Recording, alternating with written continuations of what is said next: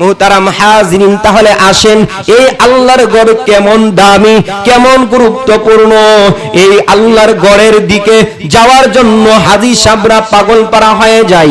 বাস্তবে যারা এখানে হজ করেছেন, উমরা করেছেন, দেখেছেন এই আল্লাহর ঘরের সামনে যখন হাজী সাহেবরা আরে পৃথিবীর বিভিন্ন প্রান্ত থেকে মানুষগুলা একত্রিত হয়ে যায়, কে কোন দেশি, কার কি ভাষা, কার কি জাতীয়তা, কিছুই পরিচয় এখানে থাকে না।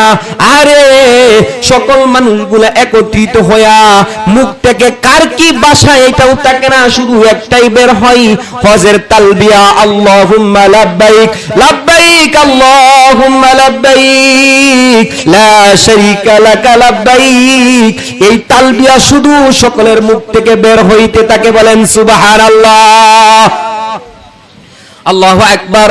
এইভাবে হাজী সাহেবরা এরপরে দেখেন সকলের গায়ে একটা কাপড় পরিধান থাকে, ইহরামের কাপড়।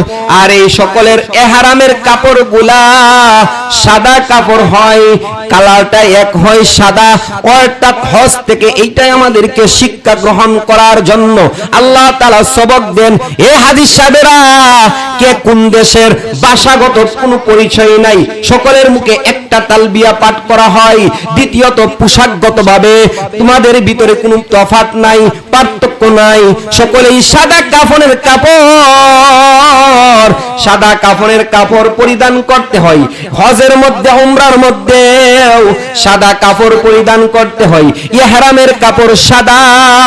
এবং সকল এক কাতারে দাঁড়াইয়া এই পরিচয়টা দে, দুনিয়ার ভিতরে আমাদের কোনো ভেদাভেদ নাই, দুনিয়ার ভিতরে আমাদের কোনো মারামারি নাই, কাটাকাটি নাই, আমাদের ভিতরে একটাই পরিচয়, এইটা হইল আমরা আল্লাহর গোলাম। আল্লাহু আকবার।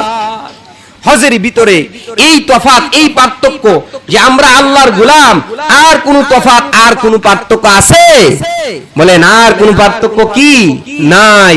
সকলের মুখে একই বাণী, একই শান্তির বাণী। এবং আল্লাহ আমার তোমার ঘরে যে আমি তোমার বান্দা উপস্থিত হয়েছি, এই হাজিরা দিতেছি, এই শব্দগুলা লাব্বাইক আল্লাহুম্মা লাব্বাইকের মাধ্যমে জানায়া দেই।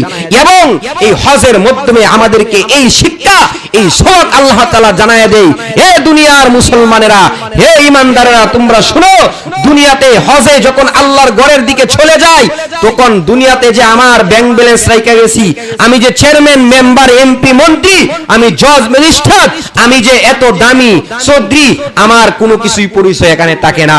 আমার দ্বন্দ্ব, টাকা পয়সা, আমার বিবি বাচ্চা, সকল কিছুর মোহাব্বত বইলা যায় একমাত্র আল্লাহর প্রেম, আল্লাহর ইশক, আল্লাহর মায়া, মোহাব্বত, প্রেম, ভালোবাসা আপনি আমার হৃদয়ে তখন এই উমরা অবস্থায়, হজের অবস্থায় ফুটে উঠে, বলেন সুবহানাল্লাহ।